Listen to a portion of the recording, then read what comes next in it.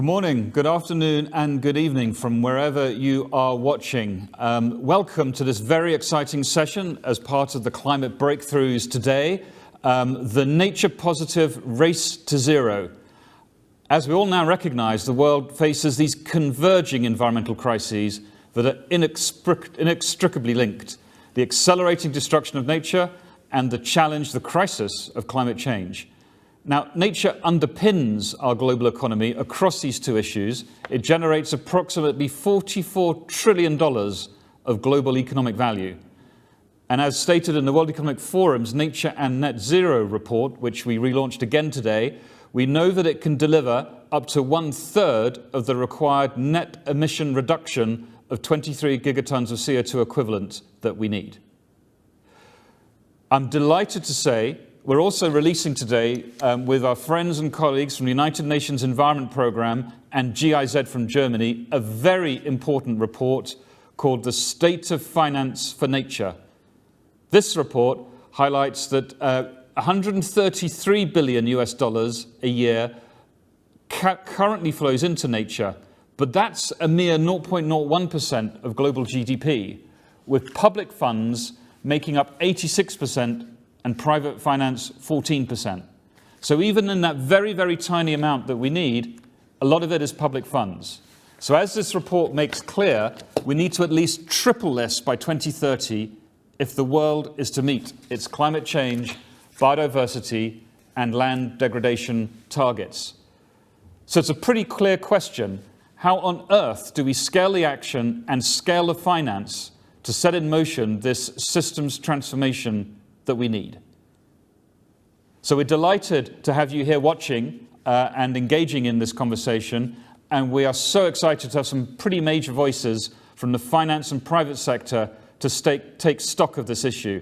Land use practices in the current context of decarbonisation, where the finance is flowing, some good ideas, what will it take? And as we head to COP26, it's imperative that we mainstream this nature and land use agenda, so it's no different in how we look at tackling the climate crisis from those other key transformations that we are hearing a lot about today in shipping and in steel, in hydrogen and in other industry and fuel sectors. We know that delivering a nature-positive, net zero future for land use will be challenging and will require a coordinated systems transformation, but with collective action, it is possible.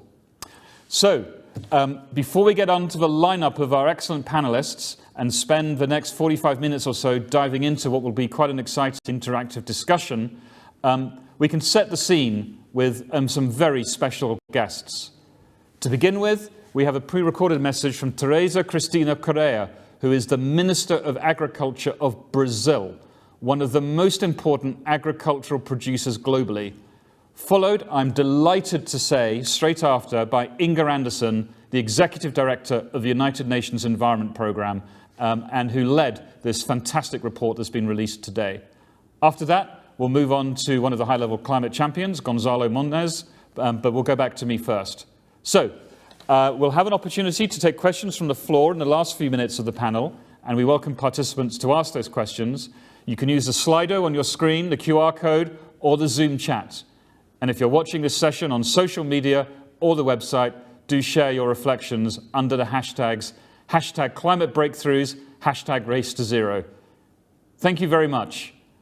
So let's watch the video, and then Inger Anderson will turn straight to you straight after that video for your comments. Thank you very much. Caros amigos, gostaria de cumprimentar as autoridades, panelistas, funcionários do Fórum Econômico Mundial e todos aqueles aqui presentes. Como sabemos, a mudança do clima afeta diretamente a produção agrícola, com impactos nocivos à segurança alimentar e à preservação da nossa biodiversidade. É nosso dever, portanto, priorizar a redução das emissões globais de gases de efeito estufa. A agricultura e a bioeconomia devem estar prontas a dar suas contribuições. No Brasil, trabalhamos com afinco para chegar à neutralidade de carbono em 2050. Buscamos liderar pelo exemplo ao compartilharmos nossa vasta experiência com a agricultura de baixo carbono. Nos últimos 10 anos, ultrapassamos nossa meta de mitigação e conseguimos que 50 milhões de hectares, 20% da área cultivada brasileira, adotem tecnologias de baixa emissão. Para escalarmos essas conquistas, inclusive globalmente, devemos promover sempre o que há de mais moderno. A inovação no campo, portanto, não pode ser excludente. O termo soluções baseadas na natureza não nos traz ainda a clareza necessária para formularmos um pacote tecnológico realmente ambicioso e transformador. O conceito pode dar a impressão, por exemplo, de que apenas as tecnologias naturais seriam legítimas. Acreditamos que o melhor caminho é o dos sistemas paralelos, combinando o melhor da natureza com toda a capacidade criativa da ciência. Somos favoráveis à visão holística e abrangente do que chamamos de abordagens baseadas em ecossistemas. Reconhecemos a existência de distintos caminhos igualmente legítimos para a sustentabilidade e, ao mesmo tempo em que evitamos o reducionismo de respostas idênticas a realidades diferentes. Tenho a certeza de que teremos inúmeras oportunidades para coletivamente buscarmos soluções que farão a diferença para gerações futuras. O Brasil, enquanto potência agroambiental, está pronto para fazer a sua parte. Muito obrigado. Well, thank you very much for inviting me to speak at this forum. And of course, it's a great pleasure to be here as we launch this State of Finance for Nature report together with our friends at the World Economic Forum and GIZ. Look, Alex Sharma recently had to give a speech in which he asked his daughters advice what he should say. And they said, pick the planet. And I think that we should be picking the planet, because that really is the future here. And we should come with 3 clear priorities: limit global warming to 1.5 degrees, help people and nature to adapt to climate and let nature be part of the solution, and obviously secure that poorer nations get clean technology. And I do think that we are seeing a degree of momentum in the United Nations Environment Programme. We're speaking about these 3 planetary crises: the climate crisis, the nature and biodiversity crisis, and the pollution crisis. And these are really interlinked. But the momentum that we're trying to build with COP26, with COP15 for biodiversity, with a decade for ecosystem restorations, these 3 coming together allows us something to build a global alliance. And with the WEF stepping in, and as we see from the business sector and the finance sector leaning in, we have an opportunity we cannot let go of, because nature does, and this is what this report tells us, nature does hold these many solutions: our health, the quality of our lives, our jobs, temperature regulations, the housing that we built, and of course the food we eat, the water we drink, etc., etc. Now, let's be clear. Nature-based solutions and investing in nature is not a substitution for decarbonization. We have to deeply decarbonize our economies, but investing in nature is part of a long-term solution while we decarbonize, and indeed to secure future life on Earth. Now, this report says that we need to spend more, and maybe it sounds like $354 billion a year sounds like a lot. Let me put it to you that's just 3 times what we people spend on pet food. And if we think about per year, and so if we think about the kind of expenditure that we need to lean in on, actually it's peanuts when we're frankly talking about securing the planet and our very own future. So the business case is there for investing in nature, but we need to make it stronger and clearer.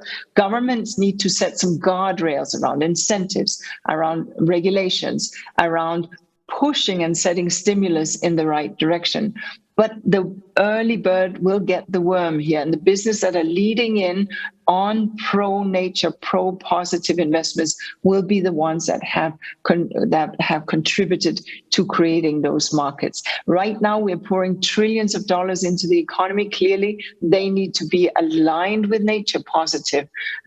We understand from IPBES, which is a twin sister to IPCC, and therefore provides the science that there are these 5 drivers of nature loss, of biodiversity loss.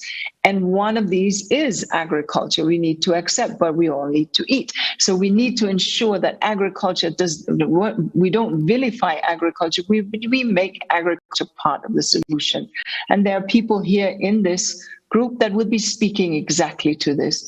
The Dasgupta review that Her Majesty's Treasury issued recently in the UK speaks to making nature as an asset class, understanding that labor is important, capital is important, infrastructure is important, but nature matters too, and understanding that on the national accounts as well as in the business sector.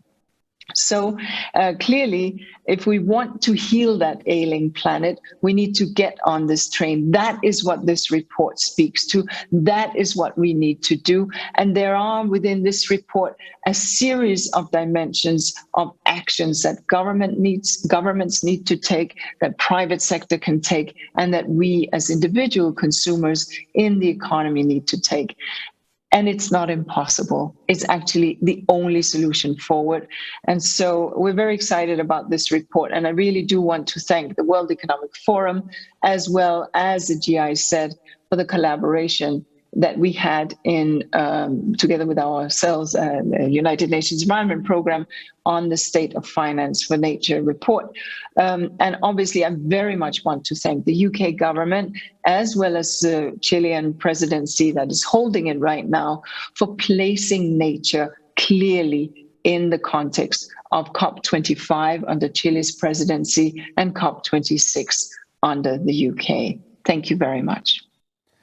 Thank you so much, Ingrid Anderson, Executive Director of the United Nations Environment Programme. And thank you on behalf of all of us on this planet for your leadership and the great team that you have over in Nairobi and spread around the world. And of course, our thoughts are very much with all of your colleagues and all colleagues who are watching, who are facing very difficult times at the moment with the COVID pandemic.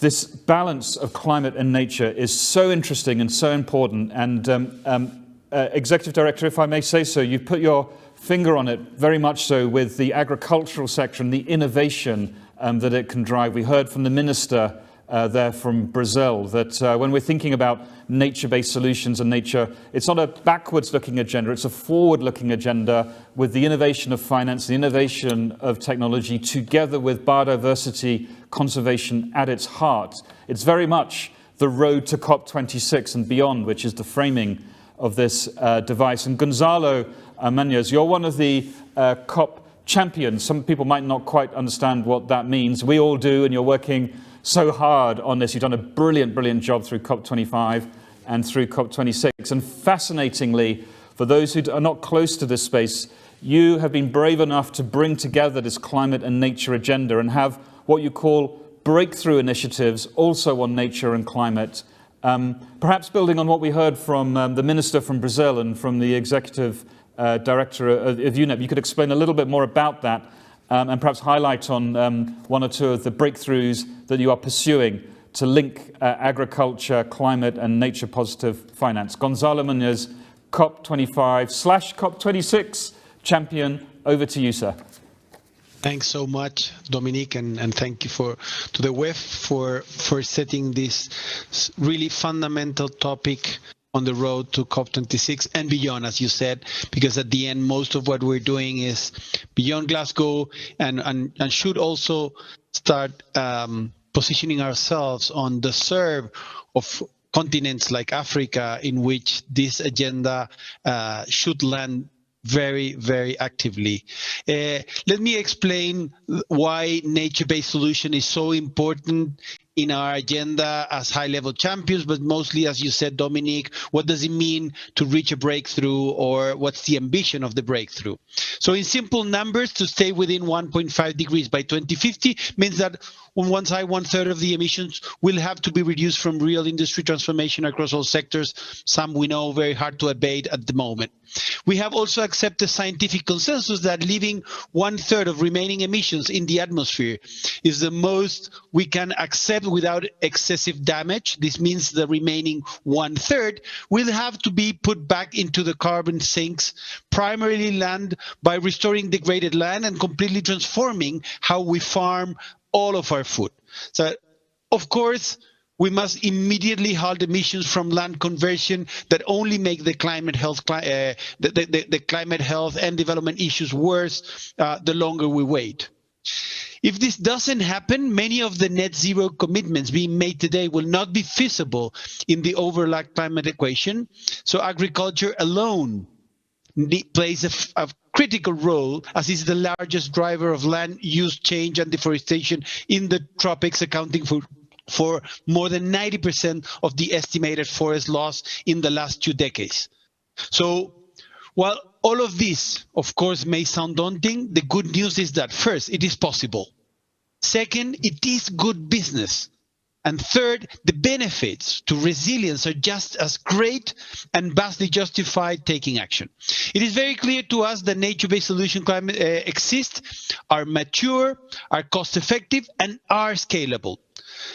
Recently, some scientific collaborations like Drawdown have collected the existing investable and scalable solutions to reverse climate change and rank them accordingly to the abatement potential. The result is staggering. As much as 270 gigawatts of CO2 equivalent can be removed through nature-based solutions. Our campaign partners, Exponential Roadmap, they have a research that is consistent with this, indicating that as much as 98 gigatons of CO2 equivalent can be reduced and removed from the atmosphere by as early as 2030. Furthermore, nature-based solutions also deliver co-benefits like more biodiversity.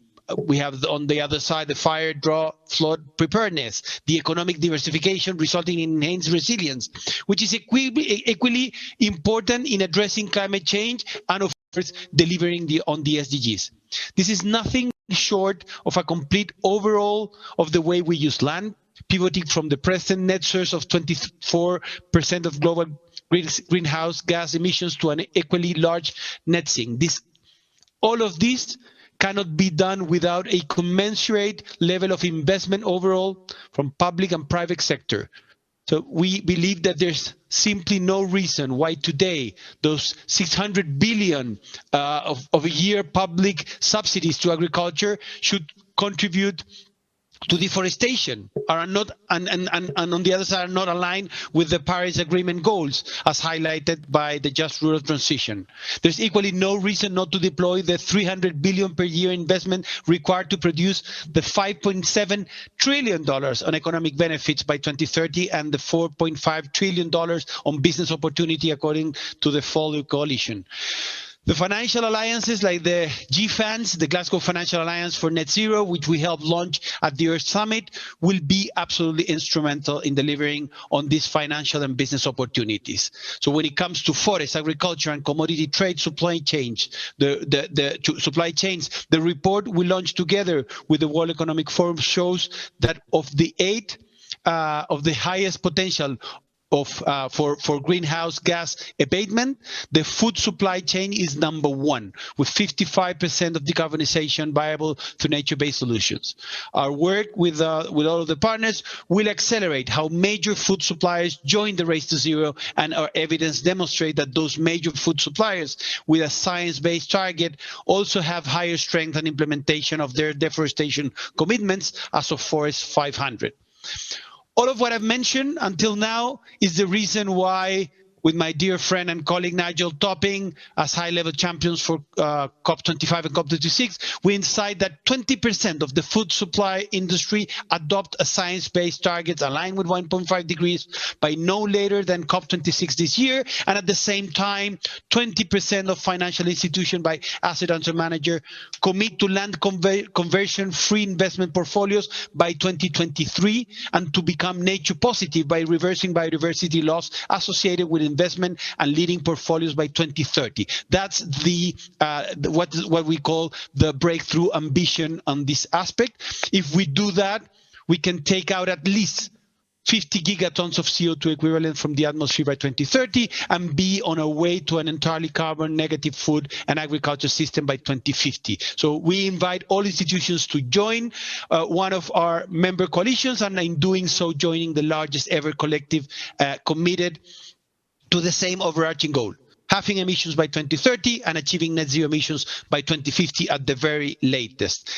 Gonzalo, thank you very much. We're going to have to just hold you there because there were so many brilliant statistics that you were providing. But to pivot to our panel, just those two, which were the champions challenges, can you say that again? There was 20% of food supply. Can you say that one first?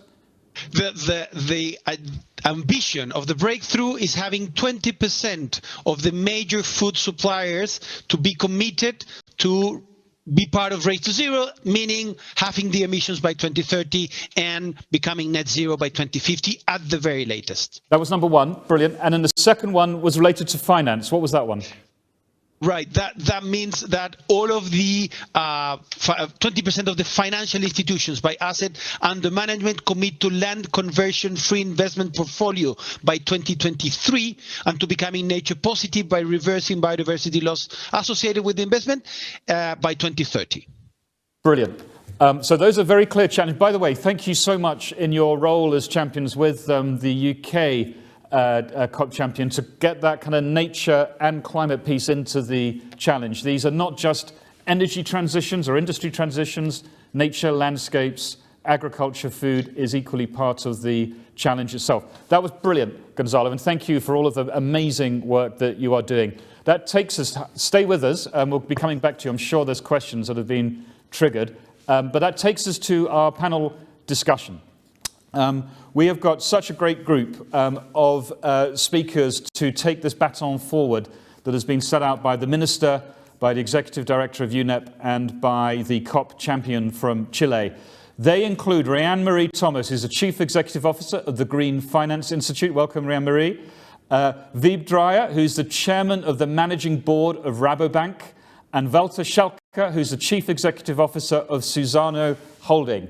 Now, welcome all of you, and some of you watching might be thinking, hang on a minute, when I watch these kinds of panels, I usually see someone from, I don't know, the Nature Conservancy or WWF, the wildlife organization. What's going on? Here are people who know all about banks and finance and companies. That's exactly the point of this discussion, to build on all of the amazing work that the civil society and NGO community have done, and all of the insight that's been created to show how important nature and biodiversity is, and then to explore what that means as we mainstream some of these discussions into the world of finance, the world of business, and see what we can find. That is the point of the panel today. It's very, very exciting. And to that end, Ryan Marie Thomas, if we could start with you. It's clear from what we're hearing that private sector finance seems to be a key part of this puzzle. The numbers are huge, and we're not there yet.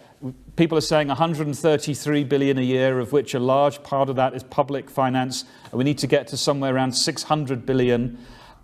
So what are the major roadblocks that you feel are slowing down the private sector agenda from scaling these nature-based solutions? And as much as the roadblocks, what do you propose, or what do you sense are some of the actions that could help overcome them?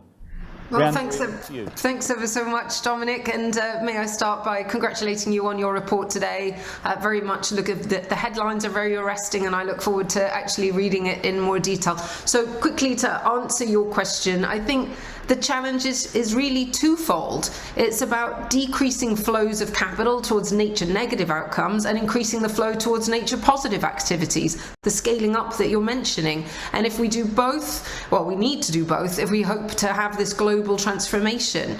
And clearly, you know, this isn't going to be an easy answer, so I'm going to have to rattle through, but try and keep it brief. But on the first point of how you decrease it, you know, what are the enablers? Well, obviously public policy can change behaviours, reducing subsidies, incentives, environmental regulation. But for the financial sector in particular, it's about understanding the risk of financing nature negative activities and equally the opportunity of investing in nature positive solutions. We've heard these mantras before when we were discussing climate, and clearly, you know, there is huge intersections and overlaps between climate and nature. Unfortunately, one of those overlaps is we have a bit of a green print how to do this. So on understanding risk, the Task Force on Nature-related Financial Disclosures, very much following in the footsteps of the TCFD, is going to be crucial. That importance of disclosure, we'd really encourage everyone for their engagement, you know, to engage with the TNFD, which is launching in earnest next month.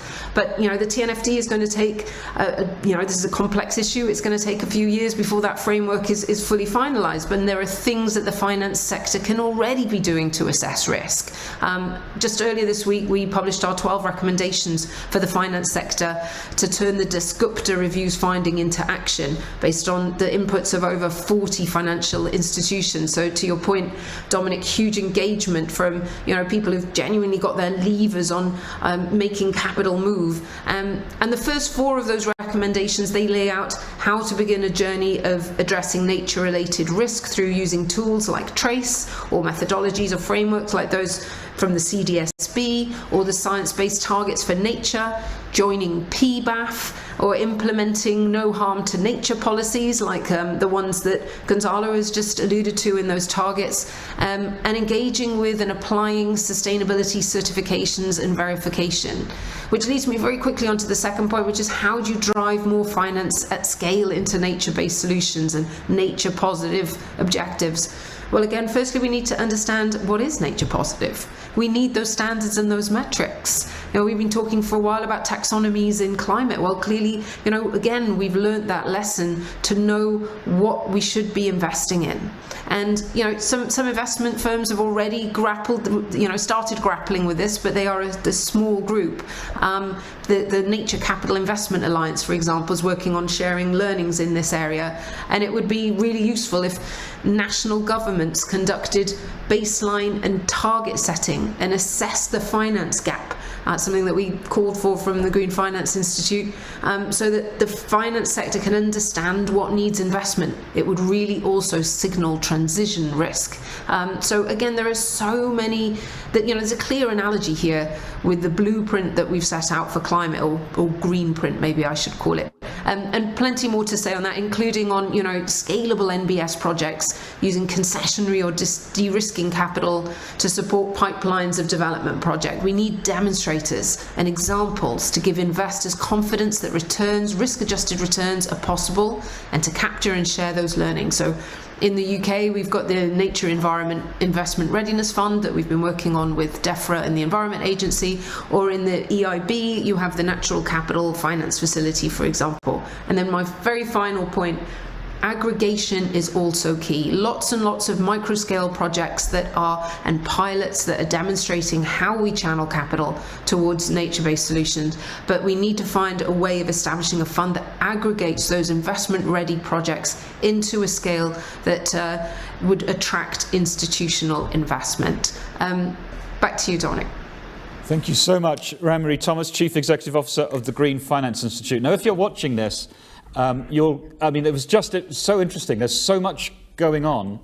And you might cast your mind back to when the first time you heard the acronym TCFD, maybe several years ago. Oh, what is that? That's surely not going to kind of change anything. And look at the challenges. Look at the changes that have happened as a result. So TNFD, you probably heard it here just about first if you're watching this in Task Force for Nature-Related Financial Disclosures. Think about the impact that the financial climate risk community has had on the debate. here comes nature, and they're going to be joined at the hip, and we are not going to be going backwards, the road to COP26 and beyond. Now, the very interesting thing about all of this, of course, is how does it actually play out in terms of those who are kind of working very much in these areas of finance. So, Wiebe Dreyer, you are the chairman of the managing board of Rabobank. It's brilliant to have you here, and thank you for all that you do in this space. Some people, unbelievably, might not know quite what Rabobank is, so do, if you want to, just explain a little bit. But you've been leading global efforts to unlock the kinds of finance that we've been hearing a little bit about from Rian-Marie and others. So just kind of whether the agenda and how it's shaping up, is this resonating with you? You've been leading this transition. What kind of role and experience have you played? And I understand there's a particular example with something called the Agri-3 Fund, which might be something that people would be interested to hear about as a concrete example. Over to you, sir. Wiebe Dreyer. Thanks for those introductions, and thanks for permitting me to participate as a player in the financial sector. We are, and by no means intended to be advertising, but just to give you the reason why I'm here. We are a major food and ag bank in the world, and in fact, with Dutch heritage, there is a stellar statistic which is the following: that half of the food that's being eaten in the world is touched by companies that somehow or another are a client of Rabobank. Wow. And this gives you an enormous responsibility to be precisely in the middle of the conversation that was just taking place. And on a funny anecdote, I am frequently called by our clients, and when I meet CEOs of major food companies, they call me the NGO of the banking sector. Not because I talk banking, but because I talk change in nature. I talk climate change. I talk sustainable practices, and we have challenging conversations with major players saying, you need to take responsibility. I think we're doing and living precisely what many of these commitments that are related to the Paris Agreement require us to do. Now, I think there are also some challenges on this, and I'll talk a little bit, permit me to talk a little bit about the challenges, and I'll talk about what we do. The challenges are that even if you have this mindset that we have, it's pretty tough to make these commitments measurable and quantifiable, particularly when you talk about these Scope 3 emissions that our public commitments require us to drive down to the Paris Agreement and the bandwidth of 1.5 degrees.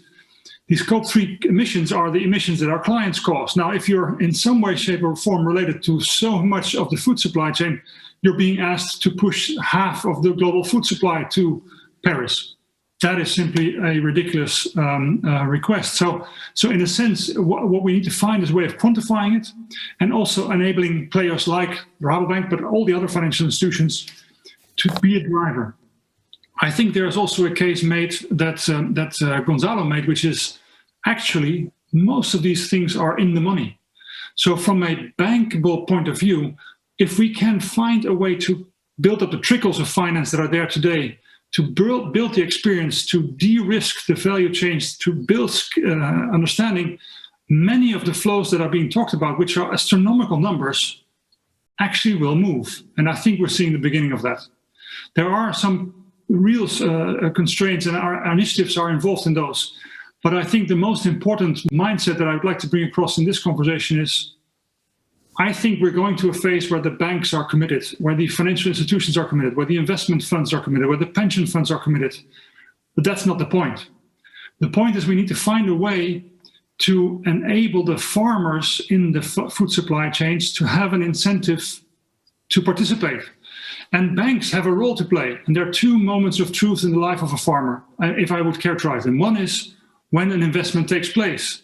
And so what we are doing as a bank is to make all the financing decisions. When we do finance a farmer, there are a set of conditions that are looking at emissions, that are looking at nature-based positive practices, that are looking at biodiversity practices, that are looking at practices that you can just tick off. And you make that conversation an equal paragraph as the conversation that you typically do as a bank when you look at the economics. The moment of investment is a moment of truth. The second moment of investment is actually the cropping season. And we think that there is actually the best solution that we can bring to the planet, all of us, is to find these nature positive agricultural practices and to actually make it a living income for farmers. If we measure the CO2 captured by farmers and we compensate them for the CO2 that they capture, their income actually goes up. The reality of the biggest slice of the global food supply chain is that the economics are very meager.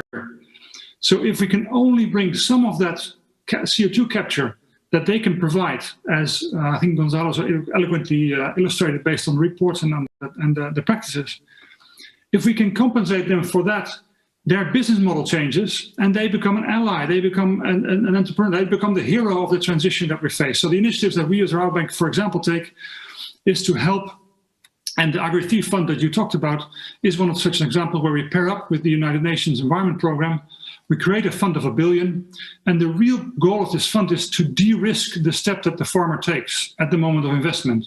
And so this fund is actually now investing in nature positive solutions in Brazil, in nature positive solutions in China, actual investments at the moment of truth, de-risking that change at the moment of truth of investment. The other initiative that I want to talk about, and I'll close, Dominic, is what we call the carbon bank. And I personally am deeply convinced that this is the answer that the planet needs. A carbon bank is the concept whereby if we measure at the farm gate what this farmer is actually putting into the ground by change practices, measuring it, and we build a system where we can compensate this farmer for that practice, a bank in between, and we can sell those to clients that are in need of reductions. That's a whole new system. It's a system that the world needs. And we're actively involved in building this carbon bank solution so that our clients, both farmers, but also major food companies, can go to net zero in their supply chains or on their farms. I think there's a very potent solution. And if we can add Gonzalo's great numbers, and I couldn't follow your speed of your numbers, Gonzalo, I'm so impressed. But if you add into the mix of Gonzalo the life of a farmer and the moments of truth of a farmer and make the economics count at that moment, and banks can do that because they have an opportunity to be there when that moment is there, I think we can actually realize what you're saying. Thank you. Wiep Dryer, Chairman of the Managing Board of Rabobank, thank you so much. Now, if you're watching this and you're about to start your career, I think a few things should be going through your head, that it's not just kind of tech and electronics, which is full of innovation. Here's finance in agriculture, here's the nature-based solutions, here's the net zero space, here's food meets farmers, meets finance. There's a lot going on in this agenda. So this is pretty interesting. Let us turn to Walter Schalke, who's the Chief Executive Officer of Suzano. Walter, you're working, if you like, sort of on the ground, literally trying out many innovative models. You have, if I understand it, sustainability-linked bonds and such, which you might be able to tell us more about. But it'd be very interesting to kind of get your impressions of what you're hearing and what you're applying to try and create some solutions and what you feel obstacles are and ways to overcome them. Walter Schalke, over to you, sir. Thank you very much. Thank you. My greetings to you, Dominic, and to the other fellow panelists. Thank you for the opening remarks of our Minister, Teresa Cristina, Inger Anderson, and thank you, Gonzalo, for your outstanding role and job that you are doing in our favor, in the world favor. At Suzano, we recognize the size of our challenge, and we are propelled by our purpose. Renew life inspired by trees. We are the largest pulp player in the world, but it's very important that we are 100% based on planted forest. We are planting 500,000 trees every single day. In addition to that, we are recovering the degraded areas, and we are planting 1 tree every 2 minutes to recover land use. We never cut native forest after 1994, on the last 26, 27 years now. And it's very important to mention that you have 2.3 million hectares as a total land.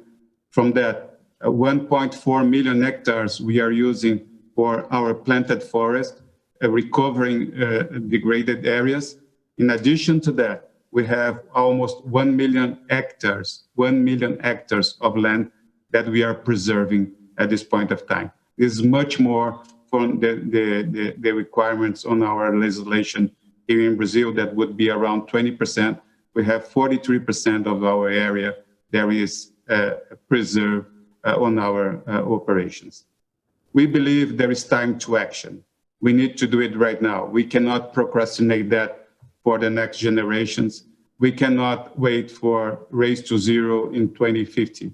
We need to do it right now. We need to reverse the curve of greenhouse emission immediately in the world. And we are part of that. It's very important to mention to you that at this point of time, we are in the few companies or few industries in the world that we are carbon negative. Last year, we had a carbon sequestration of 15 million tons of carbon. And then we have a sequestration more than that and offset by the scope 1, 2, and 3 emission on our operations. The net of that last year was around 15 million tons of carbon sequestration. We are based on two concepts. There is what we call innovability. There is innovation and sustainability. And from the trees, we'd like to extract more than pulp and energy. We are selling energy, renewable energy in the grid right now. But with the help of WIB, thank you very much, WIB, for supporting us on this process and many other banks, we have been increasing our sustainability-linked bonds and loans, and we start from zero, and right now 20% of our standing balance sheet is coming from green emissions. And these green emissions is allowing us to have what we call the greenium, the benefit to everyone to combine targets, very stretched targets in terms of sustainability on our operations in exchange of lower interest rates. This greening right now is represent around 30 bips on our operations. But we believe that we can do it even more in the future. And I'd like to invite all the other companies to follow this opportunity because it's a window to mitigate our interest costs on one side with challenges in the sustainability side to our operations. We have been reaching 2 billion customers every single month in the world, 2 billion customers. But we understand that we can do it even more, reaching the total population, being part of higher carbon sequestration in the coming years. And it's very important that we have another target that is very sustainable. We want to replace 10 million tons of plastics in the coming years using our trees to enter not only in the pulp market, but to entering on the textile markets with our fiber as well, to enter on the bio-oil market with our trees. And we believe that the tree is the right side of the equation for the future. Thank you very much. Walter Schalka, Chief Executive Officer of Suzano, thank you very much. Just as a quick follow-up question, if I may, Walter. You set out an incredible set of statistics about your, if you like, your environmental footprint, but you know, Weber Dreyer is no fool, and he's investing in you and in your products. So I presume Suzano is doing quite well commercially as well. Could you just, for those who don't follow you so closely, how is your commercial activities going? Are you just throwing everything at the environment and commercially it's all going backwards, or are you doing quite well in terms of your profits and losses and such like that? We are doing extremely well. We have been improving our results in the last many years. Our cash flow have been improving. We are selling right now to over 100 different countries in the world.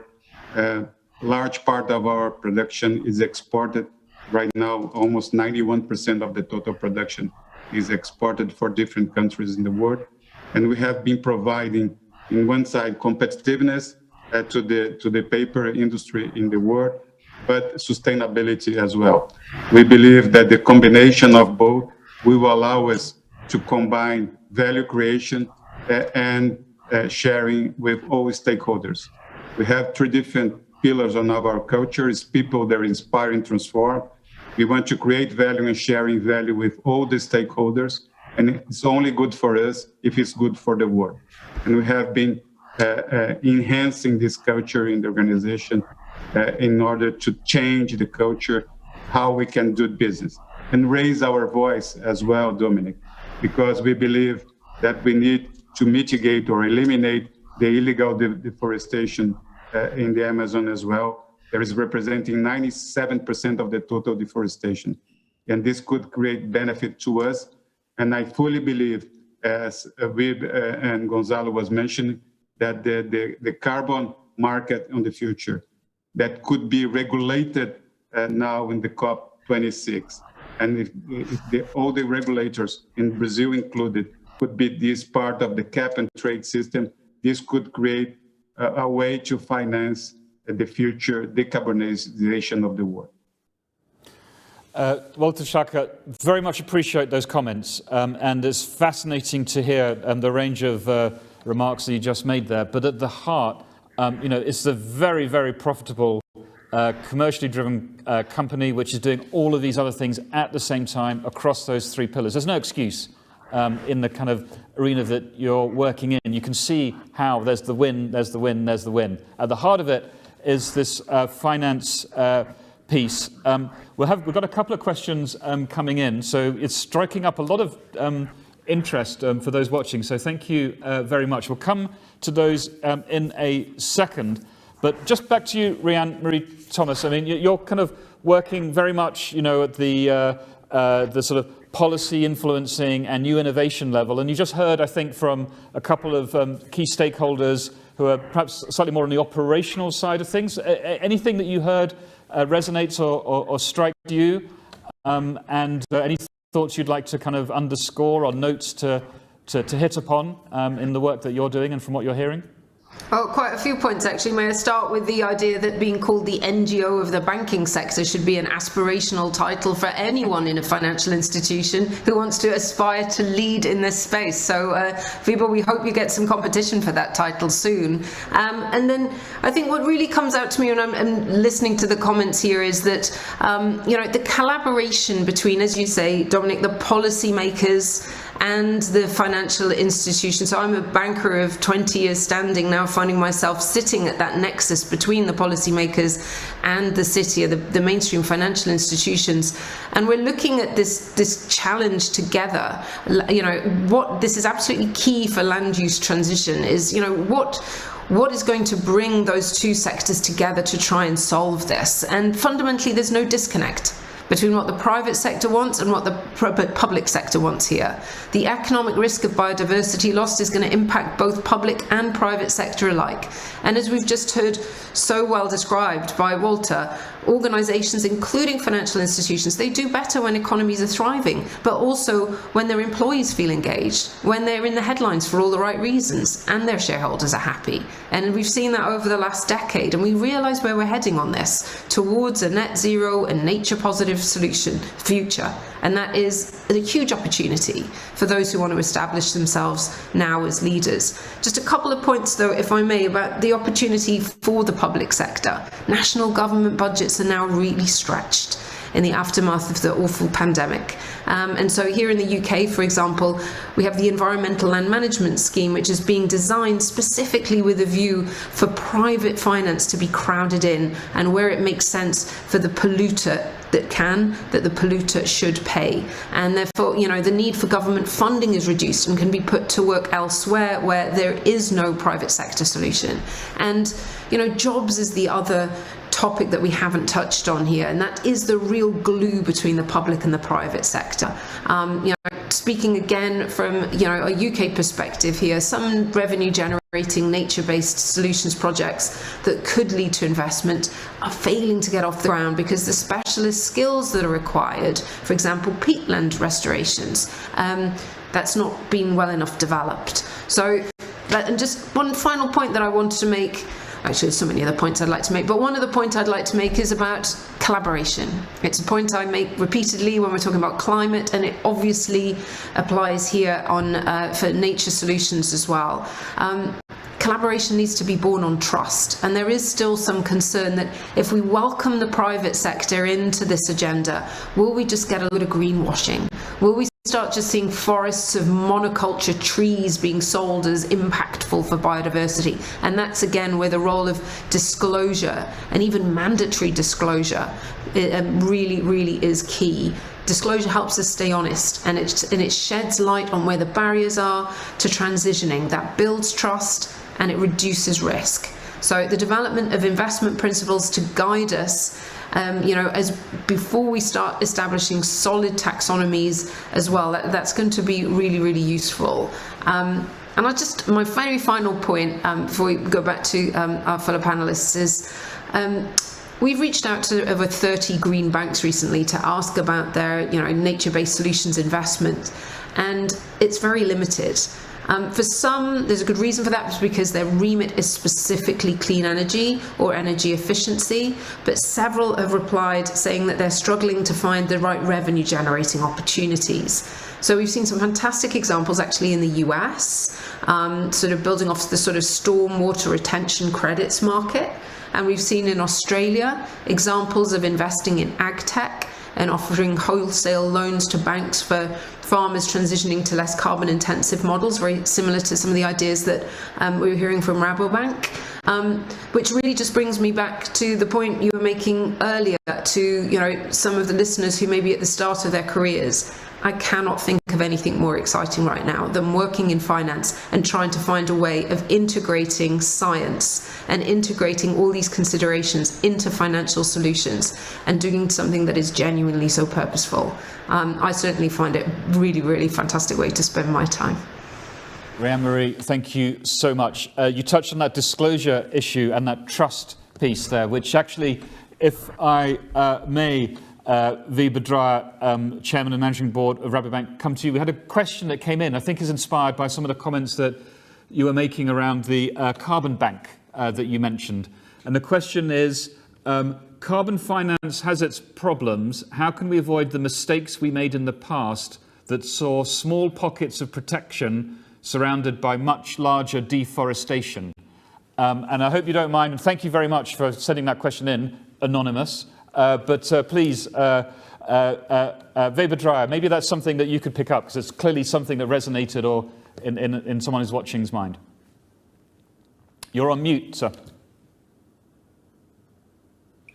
Thank you very much for that question, because it actually calls out a pink elephant in the room about the carbon trading history that we have. Not we as Rabobank, but the world has. And many of the carbon projects that were created as supply into the ETS system have had their track record of credibility problems. And hence, I think this concept of a bank actually, and that's why we deliberately choose it, is required. Because what you do is you actually commit as an institution to the credibility of the credits that are being offered and traded. So you actually put in the credibility of your own brand to certify that CO2 is real. And so that's one element. The second element is that certification is the key. And we're, for example, in a large initiative with called Acorn, together with Microsoft, where we use satellite technology to scientifically register the actual capture of CO2 in trees by smallholder farmers in Africa. And if you certify with that technology, then the trust can also be tracked and traced. And the money to the farmer goes only to those who have credible proof that the CO2 was actually in the trees that are on their land. The trouble still sits with the soil, in that the technology, the cost of the technology to certify that the carbon that the farmer has captured in his land or her land is still costly on a cost per ton basis. And some of the economics that Gonzalo talked about of it being in the money actually gets washed away only by certification of CO2 that is in the farmer's land. We really need innovative breakthroughs on that particular design issue. And so we need all the engineering skills. I would almost add to Rhian-Marie's plea for getting into this equation right now, for engineers to join. I'm an engineer, I'm not a banker, I'm an engineer. For engineers to join to solve that problem. If we can solve that problem of low-cost certification of CO2 in the ground, the issue of trust can easily be fixed by those two equations: proper certification with technology and credibility of the intermediate institution that says, I commit to the credibility of this storage capture. That originally is what a bank stands for. So I'd just like to leave one thought if I can, and that's to make the big numbers small. In reality, we are talking about a problem of the size of Gonzalo that equates to the equivalent of a Netflix account cost per month for an individual. So one element that we also need to bring into is the transparency side to consumers, saying, this is the cost of your life in terms of CO2. And this is a vehicle by which you can participate in the big chain that we just talked about by trading some of your footprint. It only is about, in the Western world, only is about the cost of a Netflix account to fix this problem on a per consumer basis.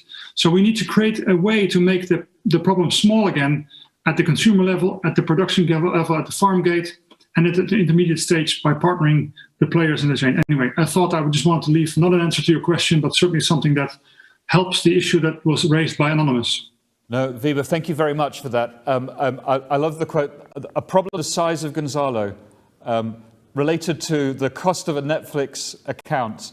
You didn't think you'd hear that on this panel, Gonzalo, did you, as the high-level champion, my friend? No, I've heard a lot of things. We started with comparison with the pet industry, and that brought us to the Netflix account. Love it.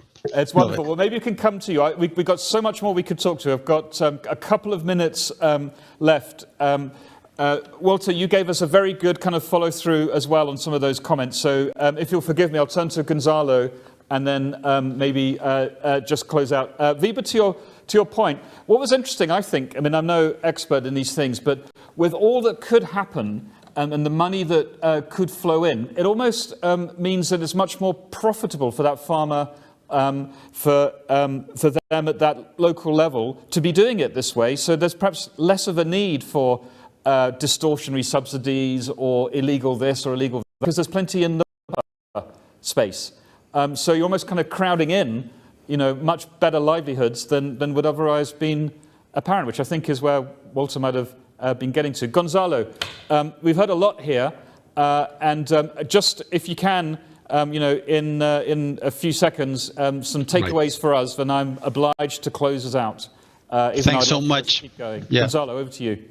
Thanks so much, Dominique, and a lot of things that have been shared. You started mentioning how this agenda historically had not been kind of related to the business. I think that's a massive mistake, and I think it's a kind of mixture between ignorance and arrogance that from the business leaders. And I think that Wiebe and then Ryan-Marie brought brilliantly around the concept of the NGO in the banking. I assume that on the other side, many times when you meet our radical environmental friends, you're tagged in some other way as two capitalists, whatever. Let's stop tagging the agenda as we heard also from Walter. We're talking about how life is severely compromised for humans and millions of other species, while the cost is a Netflix account. I mean, I think that this is urgent. It's an imperative. And hopefully, as we have been following some concepts and agenda positioning in the last decade, circular economy, ESG, TCFD, we really expect that we will see how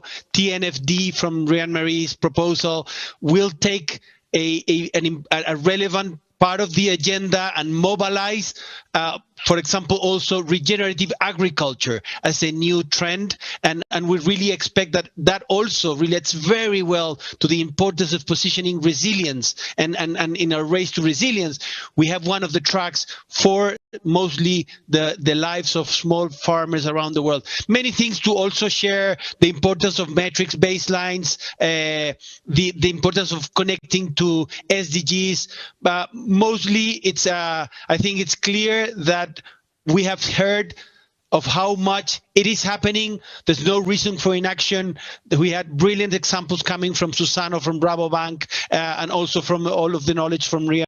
So thank you so much. Looking forward for continued collaboration towards COP26 and beyond. Gonzalo Monez, COP25/COP26 champion, thank you so much. Thank you, Ryan-Marie Thomas, the Chief Executive Officer of the Green Finance Institute, Walter Schalke, CEO of Susano, Wiebe Dreyer, Chairman and Managing Board of Rabobank, the Executive Director of UNEP, and of course the Minister of Agriculture from Brazil. Well, there's a lot going on in this space. If you thought it was sleepy in the nature and climate interface, you are so wrong. There's innovations to be had, research to do, money to be made, livelihoods to help, and all sorts of brilliant interventions, innovations, and outcomes to get involved with. Thank you for watching, and thank you also for watching some of the virtual ocean dialogues that have been going on over the last few days. Check them out on the websites to look at those recordings. At the World Economic Forum, we're so proud to help to kind of bring these debates together and to advance the nature-positive net zero agenda. Do check out this State of Finance for Nature report, which we did with our colleagues from UNEP and GIZ, as well as the upcoming report, Investing in Forests, the business case, led by 1t.org. That comes out in June. And it's super exciting to see all these initiatives appearing in the space. The TNFD, you heard that acronym, I bet, pretty much here first. I know, Anne-Marie, that your institute will be quite closely involved in that, so go to the website, I'm sure, to find out more. There are some other great initiatives that the Forum and others around us are supporting. The COP Champions, the LEAF Coalition, the COP26 Presidency's Food, Agriculture and Commodity Trade FACT Dialogues, and many more. You'll find them all if you go Googling on COP26 or thereabouts, and there are, of course, other web browser services available. Listen, we have to stop, but that was brilliant. It's just opening the lid, I think, on this fascinating area of the interface between nature, climate, finance for the road to COP26 and beyond. Thank you very much for watching, and with that, goodbye.